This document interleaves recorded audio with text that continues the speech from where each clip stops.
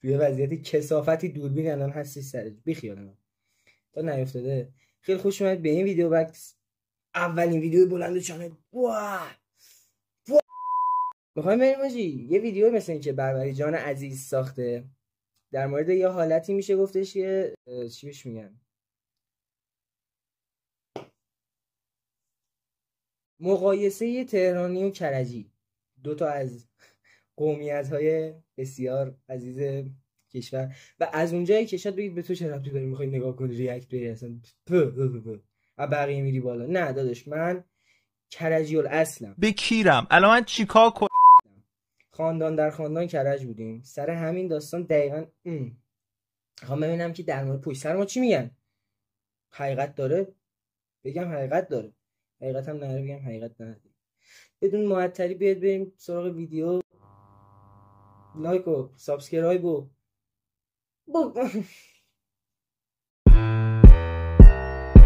فلو کپی نمیفروشی بیلی خاطر از اونی که میگی همه فلاتون شبیه یکیه. بگو اون کلاس کجاست میرید با فلو کپی نمیفروشی بیلی خاطر از اونی که میگی همه فلاتون شبیه یکیه. بگو اون کلاس کجاست میرید.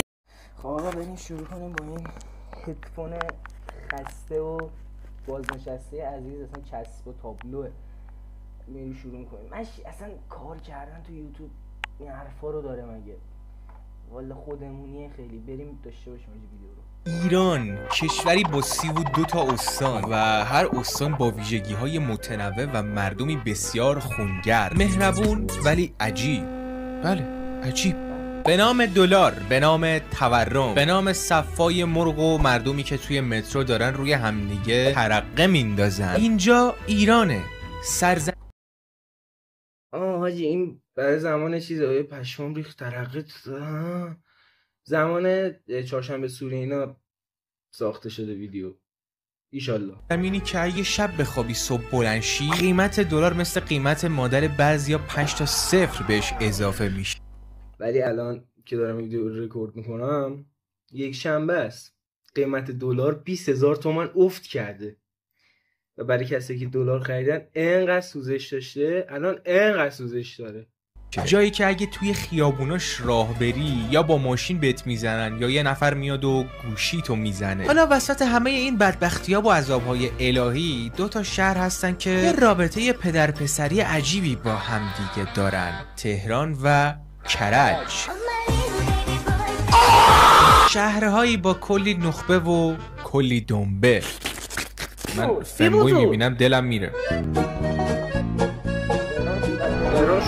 تهرانی ها به قدری متنوع و عجیب غریبن که ساعت ها میشه راجع بهشون صحبت کرد و کتاب ها نوشت. تهرانی ها خودشون رو مرکز جهان میدونن و فرقی هم نمیکنه که توی چه قشری باشن، فقیر، ثروتمند، مذهب. در هر صورت اعتقاد دارن که تو اگه تهران با احترام به تهرانی های عزیزا، ولی بازم در هر صورت اعتقاد دارن که تو هر چی که باشی ولی تو تهران باشی، تو کثافت خالص هم باشی ولی تو تهران باشی 100% از بقیه استانا بهتری. همینه. همینه که یعنی دارم میگم همینو میگن، همیشه اعتقاد دارن. من هبی، آتئیست، سیگما، فمینیست، همه با همه یه عقیده دارن. بقیه عقب موندن و ما خوبیم. اگه دیدی یه تهرانی داره میگه که ما اصلا اینطوری نیستیم، از روی تواضع نیستا، از روی اوپن مایند بودنه. اگه یه تهرانی رو پشت فرمون ببینی باید بدونی که اون شخص در حال انجام یه بازی بقاست، نه رانندگی. قوانین راهنمای رانندگی برای تهرانی یه چیزی تو مایه‌های توصیه پزشکیه. اینکه کسی رو زیر نکنی و خودتو به کشتن ندی عالیه، ولی رعایتش هم اجباری نیست. تهرانی‌ها وقتی توی ماشینن عملاً بوق زدن براشون زبان جهانی برای سلام و خداحافظی و خوشحالی و غم و هر حس دیگه‌ای که توی دلشونه، حتی فحش دادن. این همه جا هستش دیگه آقا، تو کرج هم همینه دیگه. یعنی فحشی میخوای بدی 2 ساعت دستتو بذار رو بوق، ولی از اون طرف برای خداحافظی و سلام، برای خداحافظی اکثر بیپ بیپ بیپ بوق میزنن رد میشن میرن دیگه. همه جا همینه. من مگه همه جا همینه؟ ما یاد باشیم همیشه خوش باشیم. همیشه تو کلاس خاره مادری وزیر را ترابری تهرونیای با فرهنگ حتی توی ترافیک هم کم نذاشتن و کسایی که از شهرستان میان توی ترافیک تهران پیر میشن.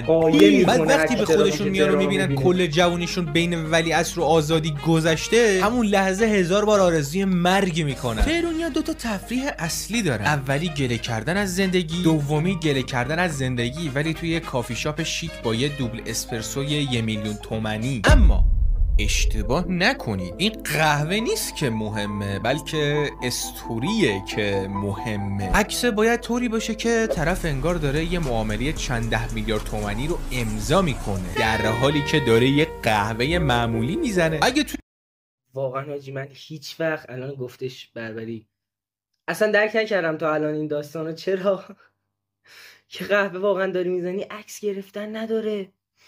به قرآن آدم بعضی وقتی یه کارایی میکنی عکسی چیزی اصلا نمیگیری، بعد اون وقت نمیگیریم، بعد اون وقت اصلا یه همچین چیزی و بعضی ها من واقعا پشمام میریزه. چرا داداش تو عقده داری میخوای بگی که ما هم آره؟ داداش اگه تو هم آره بدون ما 100% آره.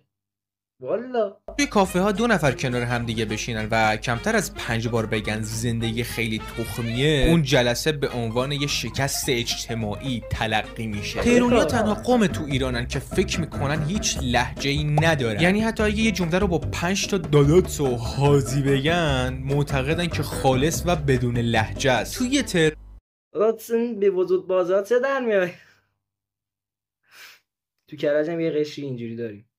ایران ما مرد داریم، زن داریم، پیرمرد داریم، پیرزن داریم، دختر داریم، پسر نه پسر نداریم، پرنس داریم، فمینیست داریم، لاتولود داریم، مفعول داریم، افغان و 1000 تا موجود ناشناخته دیگه. انقدری که تنوع داره از لحاظ آدمی، ما لورا تنوع نداریم. بابا ما فقط لوریم، در لور بودن خلاصه میشیم. ولی شما خیلی زیادی. تهرونیا به 2 دسته خلاصه میشن. تهرونیای عصبی که میشه گفت نرمال ترین نوع توی این استانه، ولی نوع دوم پولدار بی دغدغه ددی ایشوزی که معتقده چون ما فکر میکنیم داشتن یه دوست معمولی پسر یا دختر بده عقب مونده ایم و پر از تراماهای عجیب و غریبه. نمیدونم مثلا سندروم ADHD و 1000 تا چی.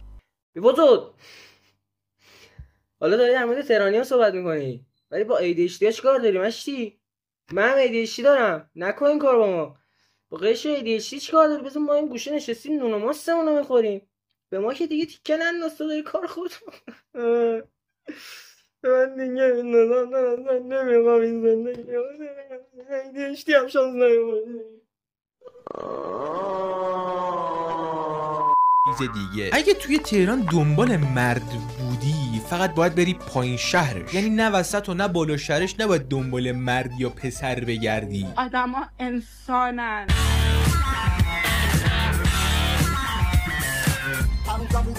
همون تهران ولی بزرگترین سوال فلسفی قرن اینه که کرج تهرانه یا نه. کرجی ها میگن کرج تهران نیست.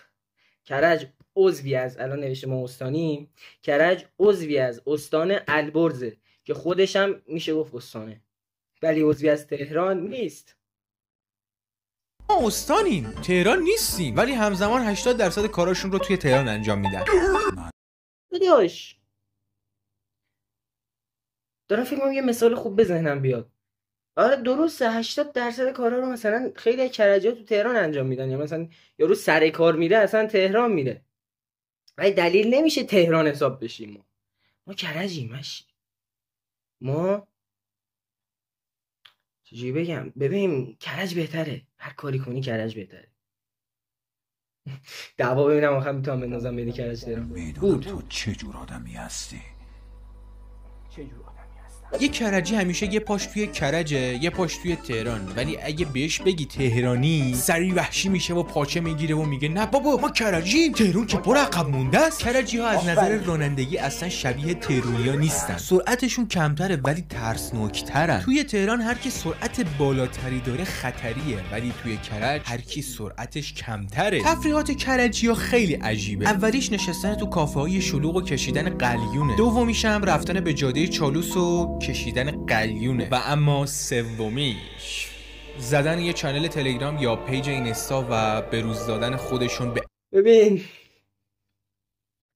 حق ترین توصیف و تعریف از کرجه. ببین تازه مدرسه اومدم، بعد اینجوری بودم حاجی یه قلیون بذارم. کرج اصلا ببین تو نمیشه تو کرج زندگی کنی و قلیونی نباشی. هر کسی که تو کرج هست سر یه چیزی ریشو داده رفته. خب یک این و دو چنل تلگرام حرفای زیادی پشتش هست. مثلا اینکه ما خیلی خفنیم و با کلاسیم که هر کدوم یه چنل داریم و چقدر ما مثلا گوز کدوم کونی هستیم که یه چنل داریم. من خودم هم دارم. همینه داشت بحث اصلی همینه که من گوز کدوم کونی هم که مثلا گوز یه کون بزرگم که مثلا یه چنل دارم واسه خودم فلان قد آدم. همه هم فیک میزنن. یعنی مثلا تو میری چنل رو نگاه میکنی 20 تا دونه مثلا بازدید داره هر کدوم از پستایی که میذاره و اون بالا رو نگاه میکنی خارکس دهکی چجوری الان تو سابسکرایبر داری آخه. همینه. عادی ترین تفریحات کرجی. عجیب ترین شکل ممکن.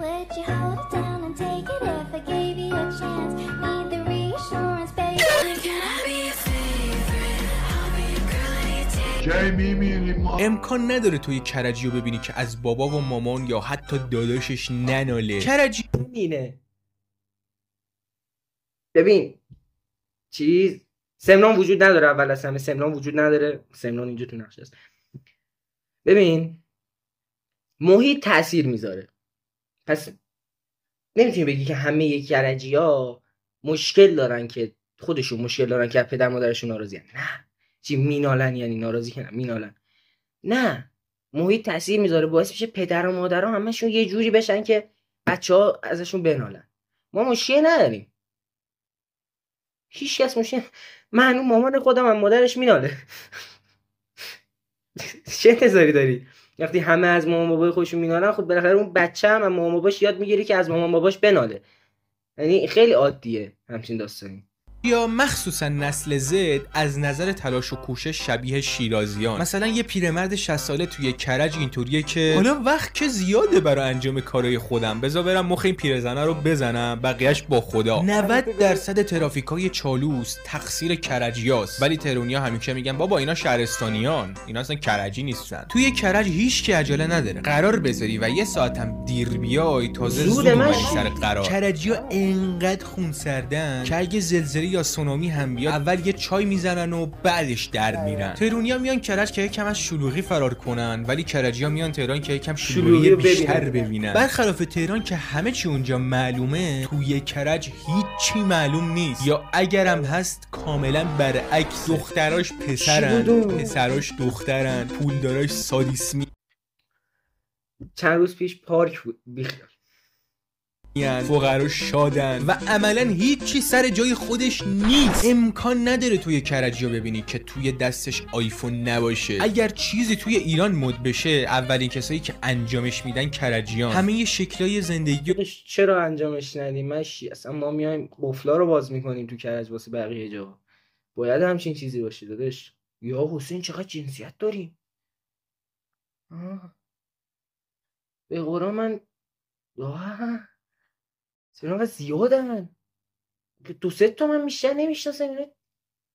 گرایشات جنسی رو قبول دارن تا زمانی که کسی چیزی بهشون نگه. تهران یه جنگله که توش باید بجنگی تا زنده بمونی، ولی کرج یه شهریه که باید توش قلیون بکشی تا قبولت کنن. تهرونیا مغرورن که تهرونیان، کرجیا مغرورن که تهرونی نیستن. و در داشت تهرانی باشی اصلا افته اشتی نگو این حرفو نزن. آخر به تهرونیا میگن فنبوی، ولی به کرجیا چی میگن؟ یه کرجی تو کامنت ها بگه.